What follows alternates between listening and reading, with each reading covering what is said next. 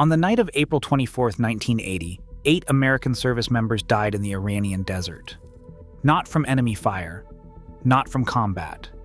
They died when a helicopter collided with a refueling aircraft at a staging site called Desert 1, turning what was supposed to be a hostage rescue into a fireball visible for miles.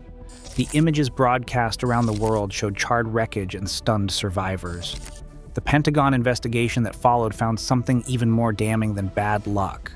There was no unified command, no dedicated special operations aviation, no system for joint planning between elite units that had never trained together. That disaster in the desert created the 2 most lethal counterterrorism forces America has ever fielded. And the question everyone asks, which one is actually better, misses the point entirely. Devgrew and Delta Force were built from the same catastrophic failure, but the paths they took after that night could not have been more different. And understanding those differences reveals why comparing them is like asking whether a scalpel is better than a sword. The answer depends entirely on what you need to cut. The story of Delta Force begins not with a founding document, but with a single American officer who spent 15 years being told no. A young Special Forces captain named Charles Beckwith arrived in Malaya in 1962 to serve as an exchange officer with the 22nd Special Air Service Regiment, known as the SAS. For 12 months, he carried a heavy rucksack across jungle and hillside, watching SAS candidates pushed to exhaustion and then left alone to find their way. No encouragement. No second chances. Just quiet removal if they faltered. Beckwith returned to the United States convinced that the Army was missing something vital. Not just better training, but an entirely different philosophy. A permanent national-level force built on ruthless selection, relentless autonomy, and the expectation that operators could survive and succeed with nothing more than a map and their own judgment. The Pentagon told him no. The fear was always the same. Such a unit would be too independent, too hard to control, or simply unnecessary. But Beckwith persisted through 15 years of rejection, citing the rising threat of international terrorism and the proven record of the SAS against it. In 1977, after the Munich Olympics massacre finally forced Washington to confront what terrorists could accomplish, the Army approved his plan. Delta Force was activated on November 19, 1977, at Fort Bragg, North Carolina. Its selection and structure were lifted directly from the SAS blueprint that Beckwith had studied for a decade. Delta Force. Devgrew has a different origin story. Less institutional crusade, more calculated improvisation. 2 days after the Desert 1 disaster, President Carter ordered planning for a second rescue attempt. The Pentagon used this planning to develop what would become the Joint Special Operations Command, and a Navy commander named Richard Marcinko saw an opportunity that nobody else had noticed. In the original planning document, the Navy's contribution was listed as an element. That meant roughly 14 to 28 SEALs. Marcinko changed one word. Element became command.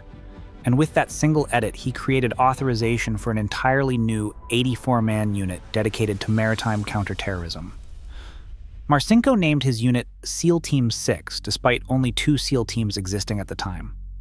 The name was a deliberate deception designed to confuse Soviet intelligence about American capabilities. He took command in September 1980 and achieved mission-ready status within 6 months, a timeline that would have been impossible through normal channels. The contrast between these 2 founders shaped lasting cultural differences that persist to this day. Beckwith was a methodical institution builder who fought bureaucracy through proper channels for 15 years. Marcinko described his approach differently. He called his men social misfits and said he set it up like a band of brothers, a mafioso family. SEAL Team 6 was eventually disbanded in 1987 and reconstituted as the Naval Special Warfare Development Group, partly to distance the unit from Marcinko's controversial methods. But the DNA he embedded, that willingness to improvise, to move fast, to operate in gray areas, never entirely disappeared. Devgrew. The clearest difference between these units shows up in how they identify who belongs, and the philosophies could not be more distinct. Delta Force recruits primarily from the 75th Ranger Regiment and Army Special Forces, though candidates can apply from any military branch. According to congressional reports, roughly 3/4 of Delta operators come from the Rangers. The selection process, detailed in Eric Haney's memoir Inside Delta Force, emphasizes psychological evaluation over physical punishment. The month-long assessment and selection course takes place at Camp Dawson in West Virginia. Candidates face the famous Long Walk, a 40-mile timed ruck march carrying 45 pounds over Appalachian mountain terrain. But the march is not the test. The test is everything surrounding it. Candidates work alone. They receive no encouragement from instructors, no time checks, no hint of whether they are passing or failing. At the end, those who remain face a commander's board where senior operators pepper them with unexpected questions designed to assess composure, maturity, and the ability to think under pressure. What Delta looks for is not the loudest or most aggressive soldier. They want quiet problem solvers. Men who can formulate Plan B and Plan C, the instant Plan A falls apart. As one former operator explained, the unit explicitly rejects cowboys. The attrition rate exceeds 90%. Of those who pass selection, another 40 to 50% wash out during the 6-month operator training course that follows. The filter is designed to be nearly impermeable. Devgrew takes a fundamentally different approach. Green Team selection recruits exclusively from Navy SEALs who already have at least 5 years of experience and multiple combat deployments. The process begins before any physical assessment, with a peer review. A candidate's name, team designation, and photograph are posted on a wall at Dam Neck, Virginia. Current Devgrew members walk by and mark check marks or minus signs. If you haven't built a reputation among the men already inside, you never get the chance to try out. The 6 to 8 month Green Team selection emphasizes close quarters battle proficiency at speeds far exceeding regular SEAL standards. As former Devgrew operator Craig Sawyer explained, candidates have already proven themselves within the SEAL teams. Green Team identifies those who can adapt to Devgrew's operational tempo and precision requirements. The attrition rate runs approximately 50%. That's significantly lower than Delta's 90%, but it reflects different starting points rather than lower standards. Delta creates something entirely new from diverse military backgrounds. Devgrew intensifies and refines existing SEAL capabilities. One system is designed to build, the other to strip away.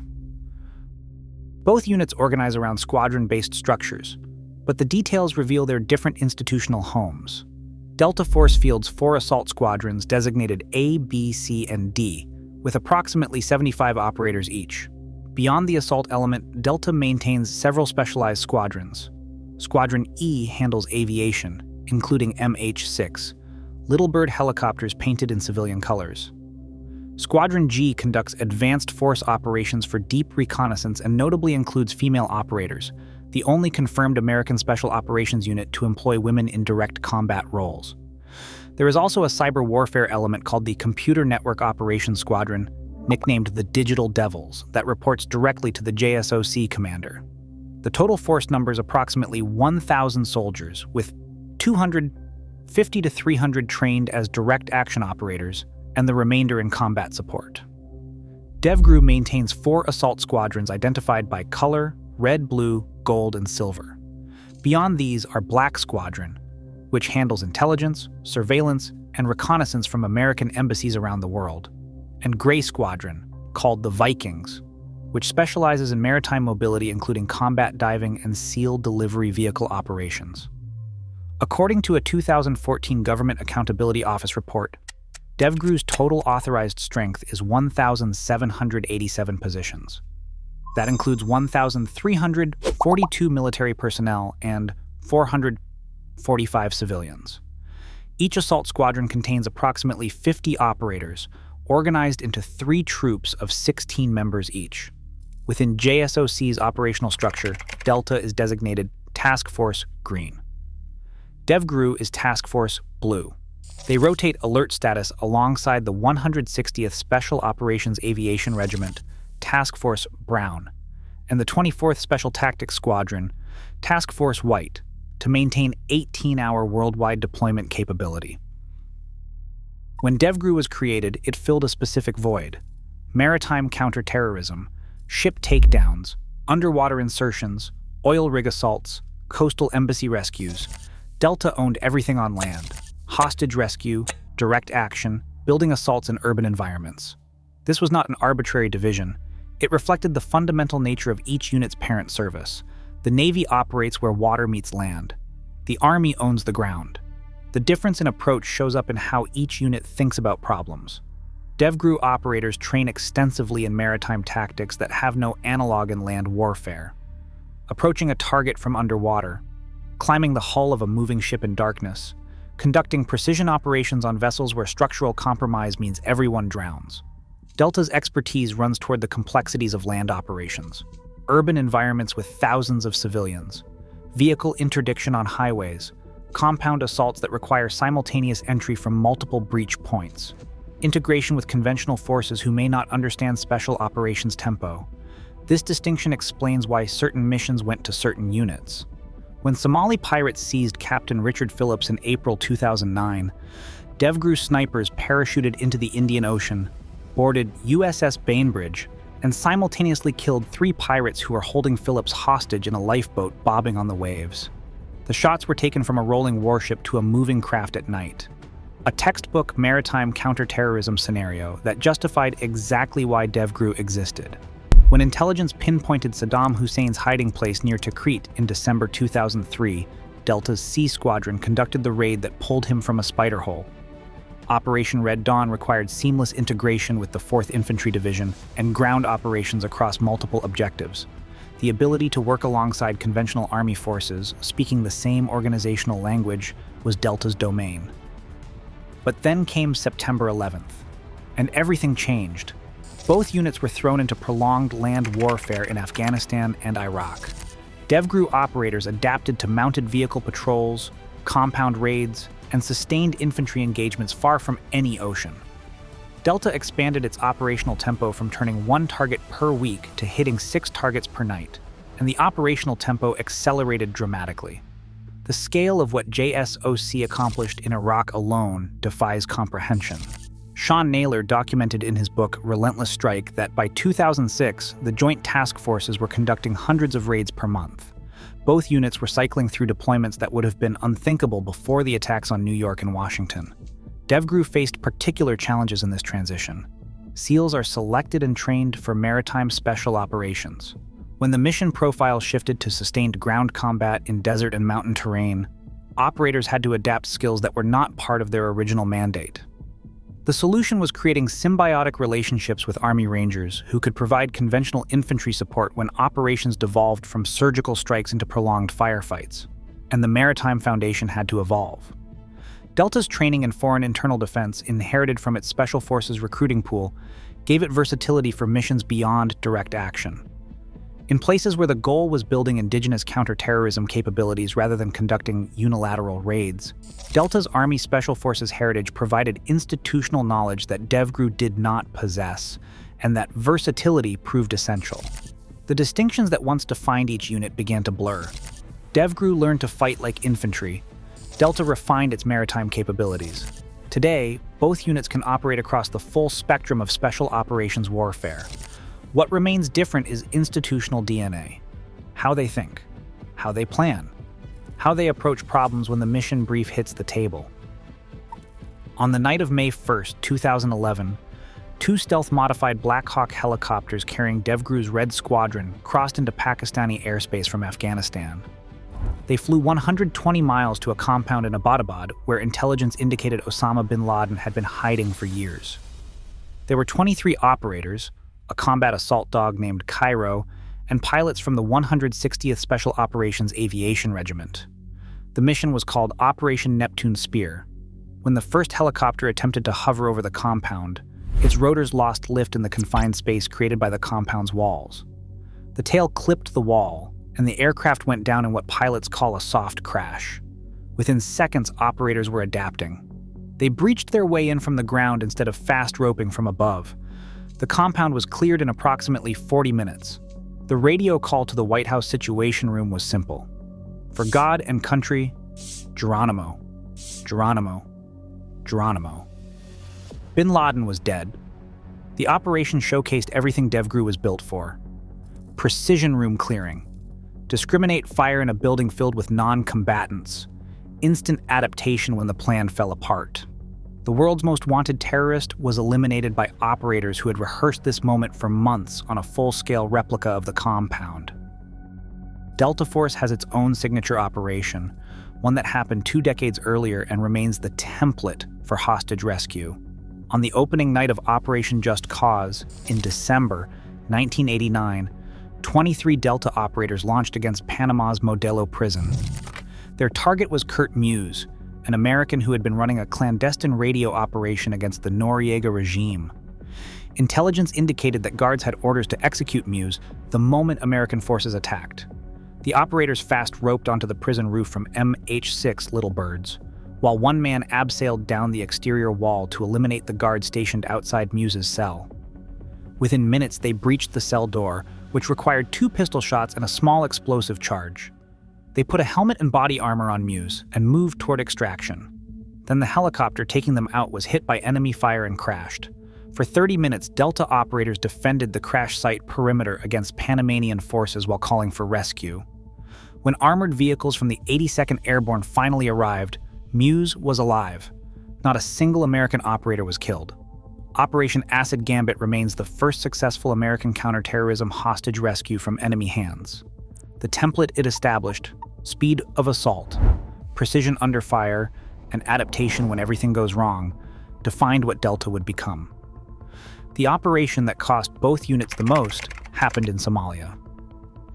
On October 3, 1993, Delta's C Squadron launched against a building in Mogadishu where intelligence indicated 2 high-value lieutenants of warlord Mohammed Farah Aidid were meeting. Devgrew contributed a sniper element. The mission was supposed to take 30 minutes. When Somali militia shot down 2 Black Hawk helicopters, the operation turned into a 15-hour firefight through hostile streets. 18 American service members were killed. 73 were wounded. The most decorated heroes of that day were Delta Force snipers. Master Sergeant Gary Gordon and Sergeant First Class Randy Shugart requested 3 times to be inserted at the second crash site to defend wounded pilot Michael Durant against hundreds of approaching militia. Their request was denied twice before being approved. Both men were killed fighting to protect Durant. Both received the Medal of Honor posthumously, the first awarded since Vietnam. The Battle of Mogadishu proved something that transcends any comparison between units. When operators from Delta and Devgrew fight alongside each other, the distinctions dissolve. What remains is trust built through shared suffering. The cultural differences between these units show up most clearly in how they relate to the public. Delta Force has never been officially acknowledged by the United States government. Operators rarely discuss their service. The unit maintains what one retired Army colonel called a remarkably low public profile, shrouded in secrecy despite high-profile successes. Delta's capture of Saddam Hussein and the killing of al-Qaeda leader Abu Musab al-Zarqawi in Iraq received far less media attention than comparable Devgrew operations. A former Delta operator explained the enforcement mechanism. He said, "We are very strict with our quiet professionalism. If someone talks, you will probably be blacklisted." Devgrew inherited a different tradition. The Navy SEAL community has always maintained a more public profile, amplified dramatically after the bin Laden raid. Several operators published memoirs. Zero Dark 30 brought the Neptune Spear operation to movie theaters worldwide. Richard Marcinko himself published Rogue Warrior in 1992, establishing the template for operator memoirs. As one analysis in the Washington Times noted, the SEALs like to be seen. They have a strong public relations machine. Delta, by comparison, are much quieter and more reserved. This cultural difference does not reflect operational capability. It reflects institutional heritage and leadership decisions about public engagement. Devgrew operators are not better or worse soldiers because more people know their names. But the difference is real, and it shapes how each unit operates within the special operations community. The value of maintaining both units lies not in choosing between them, but in having options. Since their creation, Delta and Devgrew have operated jointly on missions from hunting Pablo Escobar in Colombia to tracking war criminals in Bosnia to the industrial-scale, manhunting campaigns of Iraq and Afghanistan. During the Second Battle of Ramadi in 2006, both units mounted takedown operations against al-Qaeda targets based on high-level intelligence.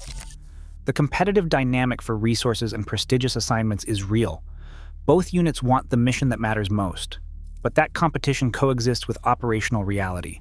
When a mission demands precision, counterterrorism strikes, JSOC deploys whoever is best positioned, best suited, or both. Maritime scenarios still favor Devgrew. Complex land operations with conventional force integration still draw on Delta's institutional expertise. But the convergence after September 11th has made both units capable across nearly the entire spectrum of special operations warfare. One man's career bridges both units in a way no one else has publicly documented. Master Sergeant Kevin Holland served as a Navy SEAL at SEAL Team 8 before joining Devgrew in 1992. He spent 3 years operating at the highest level of naval special warfare. Then, he left the Navy in 1995. When September 11th happened, Holland returned to military service. But this time, he attempted Delta Force selection. Out of 116 candidates who started, 16 passed the assessment phase. Of those 16, only 8 completed the operator training course. Holland was one of them. He went on to participate in the operation that captured Saddam Hussein. Over his career, he completed more than 2,000 missions across 20 deployments.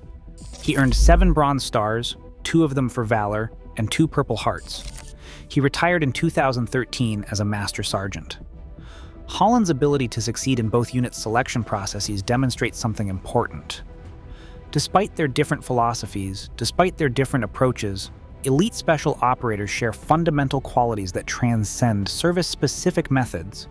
The men who make it through either pipeline are cut from the same cloth. The question of which unit is more lethal assumes these forces exist in competition. They do not. They exist as complementary instruments of national power, each sharpened by the existence of the other. Former operators from both units will tell you the same thing. The rivalry is real. It drives both units to be better, to train harder, to compete for the missions that matter. But that rivalry exists on top of something deeper. Mutual respect earned through shared sacrifice. When bullets start flying, the organizational charts disappear. What remains is trust. Trust built through joint operations from Colombia to Somalia to the mountains of Afghanistan. Trust built through the knowledge that when your helicopter goes down, the other unit will fight to get you out. Craig Sawyer, who served as a Devgrew operator, put it simply: each unit has strengths and weaknesses. Neither is better or worse. The real answer to the question everyone asks is that Devgrew and Delta Force are not in competition with each other. They are in competition with America's enemies. And those enemies face the combined capabilities of both units, supported by the best special operations aviation in the world, backed by intelligence assets that can find anyone, anywhere. They were built from the same disaster at Desert One. They evolved through different paths shaped by different founders with different philosophies. And when the mission matters most, they fight together. That is what makes JSOC lethal. Not one unit or the other. Both. If you want to understand the disaster that created both of these units, watch the video on Operation Eagle Claw now on screen. If you found this breakdown useful, subscribe for more deep dives into special operations history.